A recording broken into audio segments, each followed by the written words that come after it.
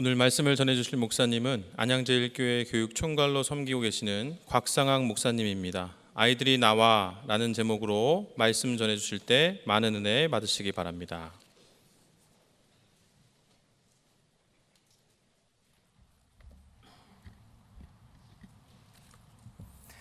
온 성도님들의 몸과 혼과 영이 우리 주 그리스도 예수께서 강림하실 때까지 온전히 보존되기를 주의 이름으로 축복합니다. 우리 기도하고 말씀 듣겠습니다. 사랑하는 하나님, 우리 영락교회 찬양 예배를 2023년도 학원 선교 대회로 드리게 해주셔서 감사합니다. 영이신 하나님께 영과 진리로 나가는 우리 많은 심령들 가운데 이 시간 들려주는 하나님의 말씀이 귀에 들리게 하시고 가슴에 새겨지게 하시고 우리의 삶 속에서 말씀대로 살아가는 용기와 결단이 있게 하여 주시옵소서. 예수님 이름으로 기도드리옵나이다. 아멘. 경기도 안양 땅에서 다음 세대들과 함께 사역하고 있는 곽상학 목사입니다. 우리 귀한 교회 그리고 특별히 영락 울타리 안에서 우리 다음 세대들과 함께 또 고군분투하고 계신 우리 선생님들과 함께 예배를 드리게 하신 하나님께 감사를 드리고 오늘 주신 본문을 가지고 하나님의 그 말씀의 은혜를 함께 나누고자 합니다. 열왕기하 2장 말씀인데요. 제가 오늘은 특별히 다음 세대들을 맡으신 선생님들이 많기 때문에 시청각 자료를 좀 많이 가지고 왔습니다. PPT를 보면서 우리 하나하나 오늘 말씀도 그리고 또 말씀에 숨겨져 있는 그 의미도 알아가는 시간을 갖기를 원합니다. 아이들이 나와 라는 제목으로 열왕기하 말씀을 함께 읽었습니다. 여러분 이 성경에 나오는 가장 유명한 스승과 제자 중에 엘리야와 엘리사를 다 아실 겁니다. 이름이 매우 비슷하기 때문에 혹시 부자 관계가 아닌가 싶어 분도 계신데 엘리야는 나의 하나님은 여호와시다 이런 뜻이고요. 엘리사는 하나님은 나의 구원이시다 이런 뜻입니다. 불리는 소리도 비슷하고 내용도 비슷했던 이 스승과 제자 이 두 명이 지금 함께 걸어가고 있습니다. 걸어가고 있는 이 순간은 사실 슬픔의 자리입니다.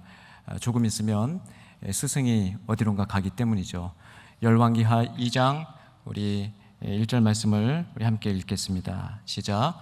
여호와께서 엘리야를 회오리바람으로 하늘로 들어올리려 하실 때에 엘리야가 엘리사와 함께 길갈에서 나왔습니다. 그 둘은 그렇게 길을 걸어가며 회오리바람으로 하나님 나라에 다시 올라갈 그 엘리야가 과연 엘리사에게 어떤 청을 듣고 그 청에 대해서 어떻게 반응하는지 이 2장 9절은 이렇게 말씀하고 있습니다. 계속 읽을까요? 시작. 강을 다 건너간 뒤 엘리야가 엘리사에게 말했습니다. 내가 내 곁을 떠나가기 전에 내가 너를 위해 무엇을 해주기 원하는지 말해보아라. 엘리사가 대답했습니다. 선생님에게 있는 영이 2배나 제게 있게 해주십시오. 언뜻 들으면 굉장히 욕심이 많은 제자 같습니다. 그 존경하는 선생님의 그 능력을 갑절이나 사모했던 이 엘리사가 선생님에게 있는 그 성령을 저에게도 2배나 있게 하십시오. 이 거룩한 열망과 열정을 가지고 이 제자 엘리사가 어떻게 보면 너무나도 당돌하게 스승 엘리야에게 구합니다. 이때 엘리야가 이렇게 얘기합니다. 시작. 내가 어려운 부탁을 하는구나. 그러나 내가 너를 떠나 들려 올라가는 것을 내가 보면 그렇게 될 것이다. 그러나 보지 못하면 그렇게 되지 않을 것이다. 이미 하나님 나라로 올라갈 그 성천을 이야기하고 있는 이 엘리야는 자신의 제자 이 엘리사가 자신의 승천 장면을 믿지 못하고 있다는 것을 알고 있었습니다.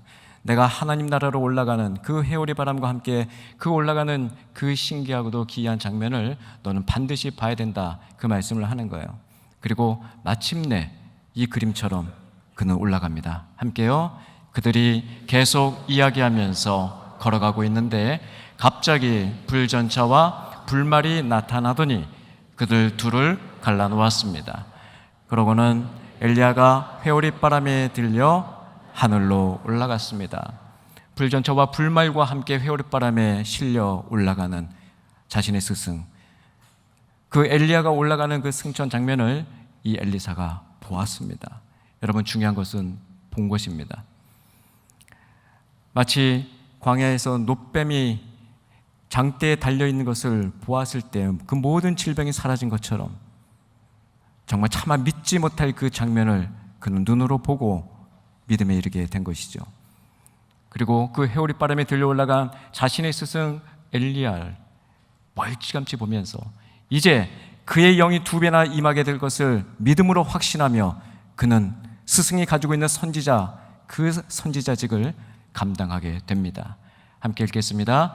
엘리사가 이르되 세 그릇에 소금을 담아 내게로 가져오라 하매 곧 가져온지라. 이제 길갈에서 벗어나서 여리고 땅으로 이제 엘리사는 그 선지 생도들과 함께 제2기 사역, 가장 악한 왕이었던 아합 왕 시대에 가장 큰 활약을 했던 그 엘리야의 사역을 이어받아 이제 엘리사 시대가 열리게 된 겁니다. 그 엘리사의 첫 번째 그 사역이 바로 소금 사역이에요. 세 그릇에 소금을 담아서 내게로 가져오라. 이 말씀은 그 여리고에 있는 한 성에 그 물이 사람을 병들게 하고 죽게 하는 그 장면 속에서 하나님의 축복권이 쏟아지는 첫 사역이 시작되는 것입니다. 우리 계속 읽을까요? 시작. 엘리사는 그곳에서 베델로 올라갔습니다. 엘리사가 길을 가고 있는데 젊은 아이들 몇몇이 성에서 나와 엘리사를 놀려대며 말했습니다. 대머리여 올라가거라. 대머리여 올라가거라. 지금 우리가 있는 이 성경은 조금 아이들이 쉽게 읽는 우리말 성경 버전으로 가져왔습니다. 그래서 조금 전에 읽었던 그 개역 개정과 조금 달라서 조금 고개가 갸우뚱거리시지만 같은 내용이에요. 여리고성에서 소금으로 그 물을 완전한 물로 만든 그 샘물로 만든 이 엘리사의 이 축복 다음에 너무나도 놀라운 장면이 펼쳐지게 됩니다. 방금 우리가 읽었던 그 본문의 내용이에요. 엘리사는 여리고에서 베델로 올라갑니다. 그리고 엘리사가 길을 가는데 젊은 아이들, 원문에 보면 젊은 아이들이라고 해서 어린이 정도가 아니라 청소년, 청년까지 포함하는 젊은이들입니다. 이 젊은이들이 성에서 나와서 엘리사를 놀려댑니다. 전국의 탈모인들을 경악하게 하는 대머리에 올라가거라, 대머리에 올라가. 이 장면 때문에 많은 화가들이 엘리사를 머리가 없는 그런 모습으로 그리고 있는데 사실 이 대머리는 자신의 머리로 삼고 있는 스승이 사라진 제자를 일컬어서 대머리라고 표현한 겁니다. 당시의 언어 습관 중에 하나예요. 대머리에 올라가라, 대머리에 올라가라. 이 이야기는 베델 땅에 살고 있었던 그 아이들이 너의 스승, 그 유별난 스승, 그 아합 왕에게 대적해서 하나님의 선지자 역할을 했던 그 엘리야가 뭐라고? 해오렛바람에 하늘나라로 올라갔다고? 만약에 그렇다면 너도 올라가 봐라. 스승이 사라진 대머리 같은 너도 올라가라. 이렇게 놀리는 거예요. 하나님의 살아계심과 하나님의 대리자 역할을 했던 그 선지자를 조롱하고 그의 사역을 부정했던 그 베델의 아이들인 것입니다. 표준 세번역에서는 이 대머리에 올라가라를 이렇게 표현합니다. 대머리야 꺼져버려. 영어 성경에서는 이렇게 나와요. Get out of here. 이렇게 나옵니다. Get out of here. 내 인생에서 이 자리에서 하나님 얘기를 하는 너 그리고 너의 스승 꺼져버려. 이게 바로 여러분 베델에서 아이들이 했던 조롱의 내용들이에요. 더 놀라운 사실은 베델은 하나님의 집이란 뜻입니다. 너무나도 아이러니컬하게 하나님의 집에 있는 아이들이 하나님의 선지자를 조롱하고 그의 존재까지 부정하는 내 인생에서 꺼져버리라고 하는 이야기. 놀라운 엘리사의 저주가 쏟아집니다. 함께 읽겠습니다.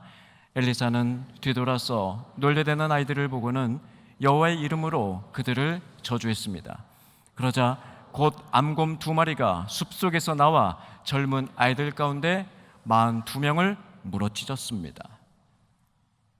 어떤 분들이 이 본문을 가지고 하나님이 너무하시다, 그 철없는 아이들이 그 외모 조금 비하했다고 그렇게 동물을 동원해서 아이들을 다 죽여버린다고요? 그런 하나님이라면 난 잔인해서 못 믿겠다, 이런 분이 계시더라고요. 이 본문은 그 정도로 보려는 게 아닙니다.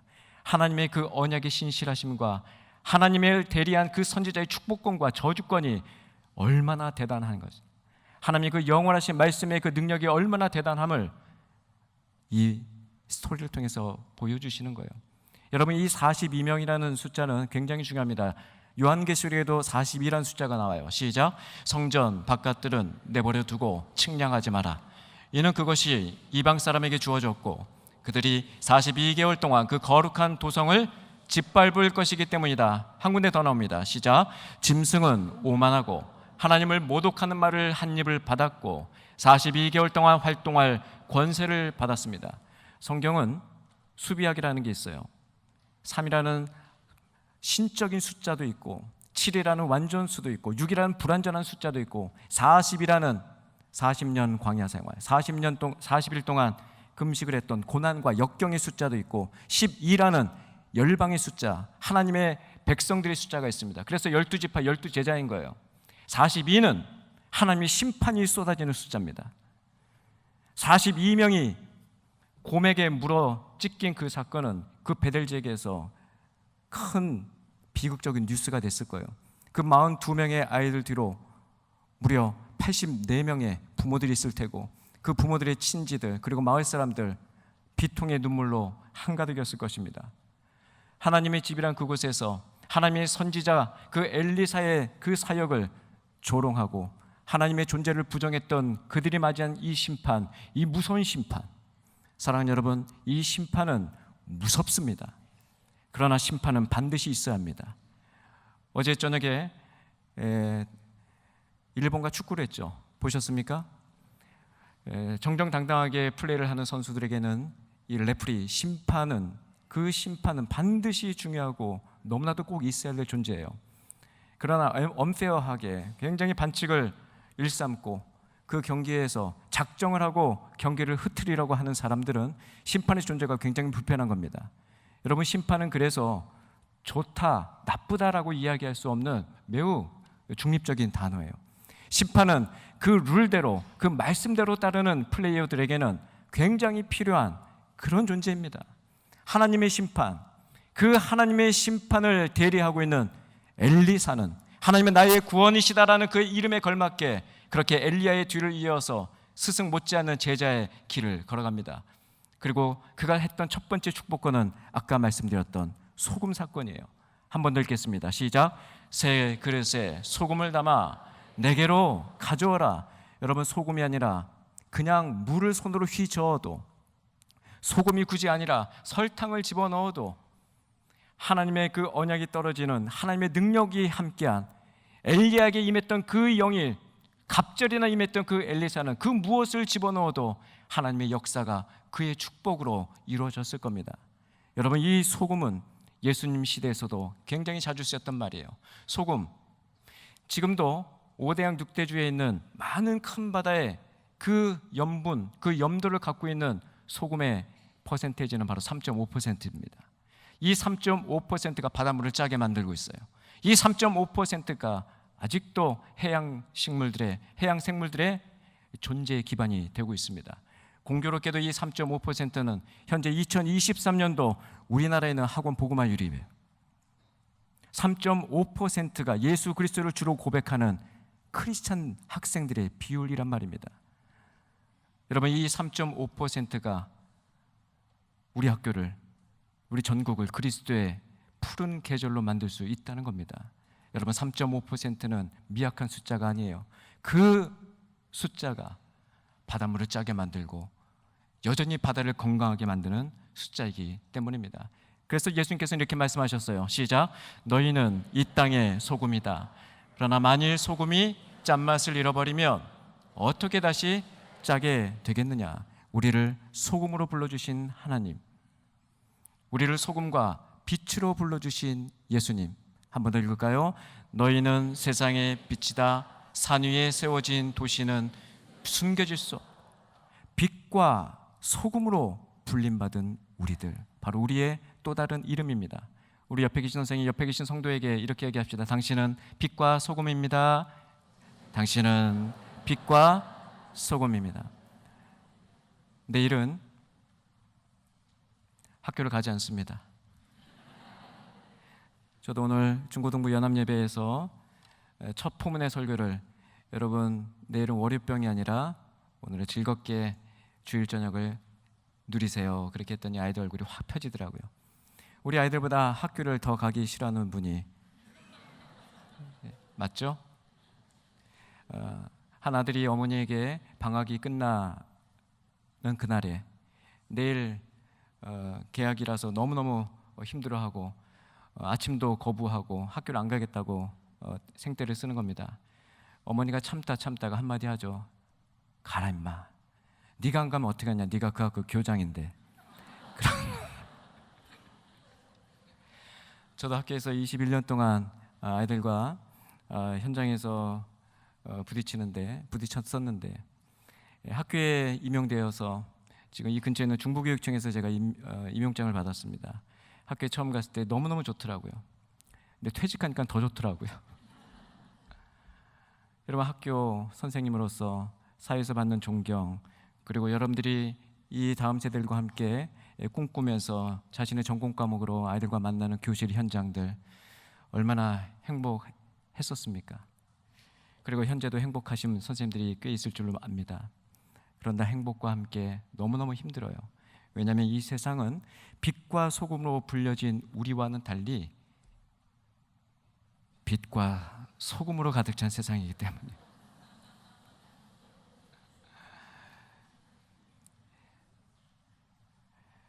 빛과 소금의 주체는 악한 영입니다. 여러분 믿습니까? 이 공중권세를 잡고 있는 더러운 악한 영들이 여전히 지금도 우는 사자처럼 믿는 자들을 유혹하고 있다는 사실을. 그래서 영적 전쟁이에요. 빛과 소금으로 불림받은 우리들은 빛과 소금으로 가득 찬 이 세상에서 한 성도로서 하나님의 말씀을 맡은 자로서 그렇게 살아가야 될 그 이유와 책무가 우리에게 있단 말입니다. 우리가 바라보고 우리가 빛으로 인식하고 있는 그분이 다시 오시기 때문입니다. 우리 함께 놀라운 이 언약의 말씀 배에 힘을 주고 크게 선포합시다. 시작. 거룩하다 거룩하다 거룩하다 주 하나님 곧 전능하신 이시여 전에도 계셨고 이제도 계시고 장차 오실 이시라. 과거와 현재와 미래를 뛰어넘는 알파와 오메가 되신 우리 예수 그리스도, 그분은 2000년 전에 오셨고 우리를 위해서 죽으셨고 3일 만에 부활하셨고 제자들이 보는 앞에서 승천하셨으며 다시 오시겠다 약속하신 그분은 마라나타 주 예수여 어서 오소서. 요한계시록 22장은 그렇게 마무리하고 있습니다. 한 학교를 여러분께 소개합니다. 저 뒤에 인왕산이 있는 걸로 봐서 서울에 소재한 학교이고 공립을 뛰어넘어서 나라가 세운 100년이 넘은 국립학교입니다. 앞이 보이지 않는 학생들이 다니고 있는 서울 맹학교 캠퍼스 전경입니다. 멀티 캠퍼스를 운영하고 있는 이 학교는 종로에도 있고 용산에도 있습니다. 국립 서울 맹학교의 한 학부형을 소개할까 합니다. 1937년에 이 땅에 태어나신 그분입니다. 그분은 1937년에 서울에서 태어나셨고 또한 어떤 한 분과 함께 동시대를 살아냈던 분입니다. 두 분을 소개할 텐데 1937년에 태어나신 이 두 분은 한 분은 현재도 살아계시고 한 분은 몇 달 전에 하나님 품으로 가셨습니다. 여러분 보시는 사진 중에 왼쪽에 계신 안경 끼신 분이 1937년생 김교창 씨고 오른쪽에 활짝 웃고 계신 분이 바로 정광진 씨입니다. 이 두 분이 1937년 동기동창이고 또 서울법대 동기동창입니다. 판사로 임용이 되었고 변호사로 법률사로 인생을 마무리하게 된 이 두 분은 그런 공통점을 갖고 있는 그런 동기동창입니다. 이분들의 또 하나의 공통점이 하나 더 있는데 그것은 바로 참척이라는 감정을 소유했다는 것입니다. 부모를 잃은 아이들을 우리는 고아라 부릅니다. 남편을 잃은 여인을 우리는 과부라 부르고 아내를 잃은 남편을 우리는 홀압이라고 부릅니다. 그러나 자녀를 잃은 부모의 이름은 없습니다. 그래서 소설가 고 박완서 씨가 자신의 아들, 그 생태 같은 아들, 의대생이었던 25살짜리 아들을 가슴에 묻고 표현했던 그 단어가 바로 참척입니다. 이 땅에서 가장 느낄 수밖에 없는 가장 고통스러운 느낌을 갖고 있는 감정, 바로 참혹한 그 마음, 그 참척이에요. 고 박완서 씨는 자신의 책에서 아들의 잃은 그 슬픔을 뒤로 하고 여전히 살겠다고 밥을 먹고 있는 모습을 우연히 거울로 보면서 살겠다고 아들을 가슴에 파묻으면서도 살겠다고 밥을 먹는 그 자신이 그렇게 역겹다고 표현했습니다. 그 정도로 몇 년이 지나도, 아니 눈을 감을 때까지 자식을 가슴에 파묻은 부모의 심정은 이루 말할 수가 없는 것이죠. 그 참척의 슬픔을 갖고 있는 1937년생 두 분, 이 두 분의 삶은 사뭇 다릅니다. 첫 번째, 이분 김교창 씨의 아들은 김정주 씨입니다. 작년 2월에 하와이에서 스스로 목숨을 끊었던 넥슨의 창업자입니다. 총 자산액이 14조를 넘어섰던 우리나라 재벌 총수 중에 한 명이었습니다. 아버지처럼 서울대 공대를 졸업했고 카이스트에서 수제소리를 들어가면서 그렇게 박사과정 중에 창업을 했던 넥슨, 많은 청소년들을 게임의 세계로 불렀던 그 넥슨의 창업주가 바로 이 김정주 씨입니다. 아버지의 도움으로 창업을 했고 아버지의 든든한 백으로 그렇게 화려한 인생을 꽃피웠던 김정주 씨는 50대 중반에 사랑하는 아내 두 딸을 뒤로 하고 지상 낙원 하와이에서 스스로 목숨을 끊었습니다. 그 아버지 김교창 씨는 현재도 86세가 된 그 고령의 나이에 그 참척의 심정으로 여전히 살고 있습니다. 한 분을 더 소개합니다. 아까 말씀드렸던 정광진 씨, 5월 19일에 이 땅을 떠나 하나님 품으로 간 정광진 씨는 차마 제가 그 사진을 놓을 수가 없습니다. 정광진 씨는 1937년 자신의 생일보다도 오히려 1995년 6월 29일을 잊지 못할 날로 기억하고 있습니다. 서울 맹학교에서 열심히 공부하고 있던 자신의 딸, 사실 판사로 열심히 근무하던 이 정광진 집사는 눈이 점점 다치는, 시각이 점점 다치는 자신의 첫째 딸 윤민양을 위하여서 판사복을 벗고 변호사를 개업했습니다. 돈이 필요했습니다. 수술을 해야 하니까요. 그러나 그 아버지의 노력에도 불구하고 이 아이의 눈은 완전히 다쳐버렸고 완전 실명까지 갔습니다. 서울 맹학교에서 열심히 공부했고 미국 유학까지 가서 석사학위까지 받아 자신의 모교 서울 맹학교에서 교사로 근무한 지 9개월 만에 1995년 6월 29일 정윤민 선생님은 자신의 여동생 둘과 함께 집에 필요한 생필품을 사러 가기 위하여 삼풍백화점을 찾습니다. 6월 29일 그날 저녁에 여러분 잘 아시는 삼풍백화점 붕괴 사건, 하루아침에 세 딸을 잃어버린 정광진 집사님, 그분은 하나님을 신실하게 믿었던 교회 직분자였습니다. 항존직이었어요. 여러분, 신앙이 1 더하기 1은 2다 살아보니 그게 맞던가요? 분명히 1 더하기 1은 2입니다. 분명히 수학 시간에 그렇게 공부했고 세상의 논리는 그렇게 사는 것이 맞습니다. 그런데 어떻게 자식을 위해서, 교회를 위해서, 직장과 나라를 위해서 열심히 살았던 이 집사님에게 그 생때 같았던 세 딸을 하나님은 하루아침에 앗아갈 수 있는가? 하나님이 아니라 하나님에 계신 그 하늘을 찢어버리고 싶은 마음으로 하루하루를 견디고 눈물로 그 수많은 날들을 살았습니다. 당시 대통령이었던 고 김영삼 대통령께서는 정광진 집사가 나라로부터 받았던 7억 그 위로금과 함께 자신의 사재를 틀어서 만든 그 많은 돈으로 첫째 딸이 봉직했던 서울 맹학교에서 세 딸의 이름의 공통점인 윤자가 들어가는 3윤 장학재단을 만든 것을 굉장히 길이 높였습니다. 그리고 뉴스에까지 소개했어요. 그러나 세상의 그 칭찬도, 세상의 그 박수도 이분에겐 전혀 위로가 되지 않았습니다. 이젠 딸 하나만 남았어요. 정광진 집사는 딸이 넷이었거든요. 매스컴에서는 다루고 있지 않습니다만 이 넷째 딸 또한 30대 때 지병으로 하나님께 먼저 갑니다.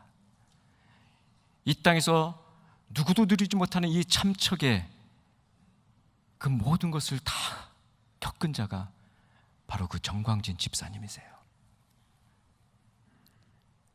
이 집사님은 1995년 이제 조금 있으면 환갑이 되는 그 나이에 하나님을 부정하고 싶었고 하나님이 계신 그 하늘을 다 찢어버리고 싶을 정도로 신앙의 회의까지 밀려왔을 겁니다. 서울 맹학교에 그 딸의 흔적이 있는 삼륜 장학재단 그 기념비를 만들어 놓고 그 길마다 그 비석을 만져가며 그 딸을 부르고 불렀지만 도저히 만질 수 없는 그 딸. 여러분 견디겠어요? 자식이 조금 아파도 조금 엇나가도 그렇게 우리 마음이 무너질 텐데 더 이상 만질 수 없는 그 세 딸. 여러분 욥을 우리는 성경에서 만날 때 그렇게 마음이 무너지지 않습니다. 워낙 옛날 사람이고 그 욥의 결말을 이미 알고 있기 때문에 어차피 잘 됐잖아. 10명의 자녀 하나님께서 데려가셨어도 더 많이 축복받았잖아. 뭐 그렇게 그 욥기를 읽어도 감동이 오질 않습니다. 욥기를 읽으면서 눈물 흘렸다는 사람 제가 본 적이 없어요. 욥기가 여러분 왜 그렇게 깁니까? 그 친구놈들 때문이에요. 그 친구놈들만 없었어도 욥은 굉장히 짧습니다. 사실은 우리가 그렇게 좋아하는 내 시작은 미약하나 끝은 창달이라 그 친구 중에 한 명이 한 얘기예요. 너무 그 말씀 좋아하지 마세요.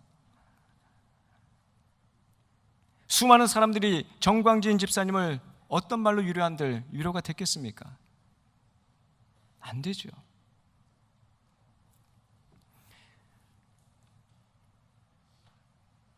고 박완서 씨는 그 참척의 마음을 이렇게 표현했어요.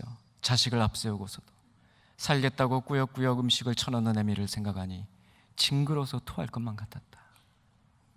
정광진 집사님 또한 그 장학재단 그 기념비를 보면서 많은 세상 사람들의 칭송을 들었어도 꾸역꾸역 밥을 넘기는 그 자신의 하루하루가 얼마나 힘들었겠습니까?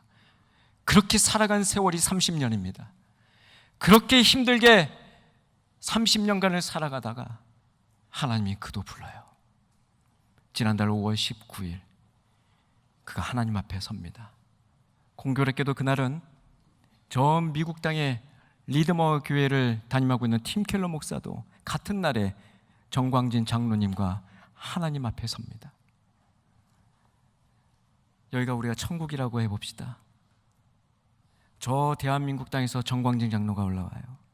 저기 미국 땅에서 팀 켈러 목사가 올라와요. 두 분은 공교롭게도 띠동갑이에요. 정광진 장로님은 폐렴으로 그렇게 하나님 품으로 가셨고 팀 켈러 목사님은 췌장암으로 가셨습니다. 그렇게 질병으로 이 땅에서의 모든 사명을 완수하고 하나님 품에 안겼을 때 그 두 분이 그 하나님의 품에 안겼을 때 어떤 고백을 했을까요? 저도 빨리 불러주시지. 어떻게 30년간을 그 땅에 머무르게 하셨습니까? 하나님 등 뒤로 보이는 세 명의 사랑하는 딸을 바로 만나지 않았을까요?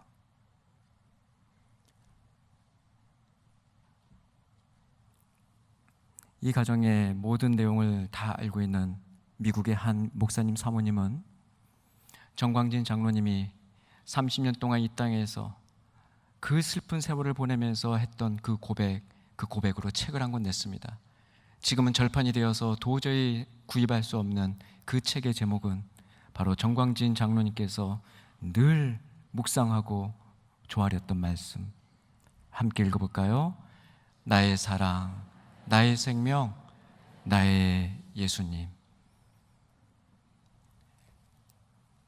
아가서 말씀이죠. 나의 사랑, 너는 어여쁘고 참 귀하다. 어느 보석보다 귀하다. 내가 사랑스럽지 않을 때 너를 온전히 사랑하고 너와 함께하려 내가 왔노라. 바로 예수님입니다. 우리를 너무너무 사랑하시고 대제사장들이 가슴 흉패에 박았던 12개의 보석처럼 각양각색, 각양각빛깔의 그 보석처럼 우리를 여겨주시고 우리를 나의 사랑이라고 불러주신 그 예수님의 사랑이 정광진 장로를 이 땅에서 살게 한 거예요. 나를 그렇게 사랑하시는 그 하나님의 사랑을 그 힘든 모진 고통의 고난의 시간들을 통하여서 조금씩 알아가게 된 것입니다. 어떻게 그 마음을 우리가 한순간에 알 수 있겠습니까? 못합니다. 도저히 불가능합니다. 그 참척의 마음으로 30년간 이 땅에 살아남았던 정광진 장로님은 꿋꿋이 그 삶을 그 교회에서, 그 지역사회에서, 그리고 오늘 이 강단에서 우리에게 보여주었습니다.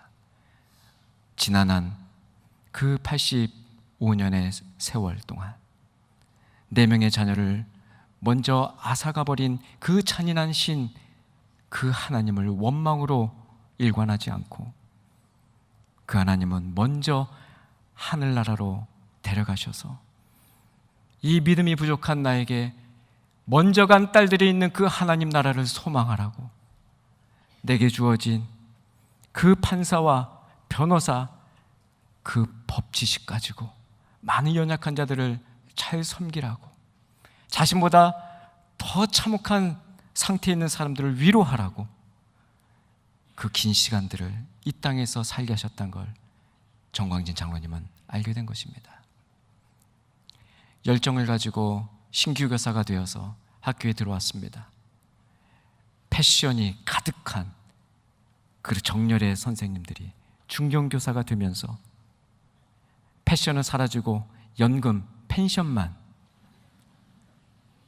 가슴에 있어요. 연금관리공단에 수시로 들어가서 내가 오늘 퇴직하면 얼마 받을 수 있는지, 나의 노후를 어떻게 꾸려갈 수 있을지, 거기에 우리 마음이 빼앗기지 않았습니까?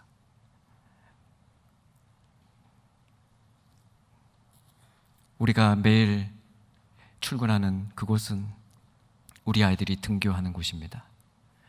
세상의 공교육에서도 학생들은 행복을, 학부모는 만족을, 교사는 보람을, 이런 캐치프레이즈를 외치지만 여전히 공허하고 너무나도 힘들고 바쁜 학교가 바로 우리들의 직장입니다. 공문에 치이고 회의에 치이고 아이들이 사고 칠 때마다 학부모들의 그 악성 민원에 시달리고 드디어 본물처럼 터진 이 사회 교권 추락이 우리들의 뉴스 가운데도 가득가득 찼습니다. 이 모든 것을 한숨과 비탄으로 그렇게 비토할 것이 아니라 우리의 기도 제목으로 가져야 할 줄을 믿습니다. 그래서 2023년도 학원 선교대회가 있는 것이죠. 이 땅에 있는 많은 학교들, 특별히 우리 종교사학들, 영락 울타리 안에 있는 믿음의 학교들, 채플, 종교 수업, 많은 이 시대에 밀려오는 사조들 속에서도 우리는 이 학교가 세워진 그 이유와 하나님이 이 학교를 바라보는 그 시선을 우리가 가슴에 담고 아버지의 하나님의 마음을 우리의 마음에 담아 나의 사랑, 나의 어여쁜 자야 라고 바라보시는 그 하나님의 시선처럼 우리 아이들을 그렇게 바라봅시다. 나중에 와, 선생님 한가할 때 그때 오자. 힘들어하는 아이들, 그 아이들 표정 제대로 한번 살피지 못했고 바쁘다는 이유로 이 아이들의 내면을 들여다보지 못한 이 부족한 형편없는 이 교사, 이 심정을 다시 주님 앞에 무릎을 꿇고 처음에 가졌던 그 첫 마음을 다시 한번 회복하시는 귀한 선생님, 우리 귀한 성도님 되시기를 주의 이름으로 축복합니다. 기도하겠습니다. 하나님 아버지, 엘리야와 엘리사의 그 아름다운 사제 관계를 말씀을 통하여 확인하였습니다. 가장 힘들었던 시대를 가장 능력 있는 선지자로 보냈던 그 엘리야의 삶을 엘리사는 다 지켜보았습니다. 그렇게 무섭게 우리들을 바라보고 있는 제자들이 있기에 우리는 오늘도 하나님 앞에 신실한 교사요 신실한 성도로 살아가야 합니다. 사랑하는 하나님, 우리를 학교 강단에 세워주시고 아이들을 맡을 수 있는 교편을 저희에게 맡겨주신 것은 이 시대를 향한 그 하나님의 마음을 우리가 품기를 원하기 때문인 줄 믿습니다. 이 귀한 사명, 그 소명을 가슴에 담고 약하고 음란한 세대에 무엇보다도 하나님을 가장 사랑하는 세대로 만들게 하여 고군분투하는 우리 선생님 되게 하여 주시옵소서. 그러한 교회 되게 하여 주시옵소서. 그러한 선교 대회 되게 하여 주시옵소서. 존귀하신 예수 그리스도의 이름으로 기도드리옵나이다. 아멘.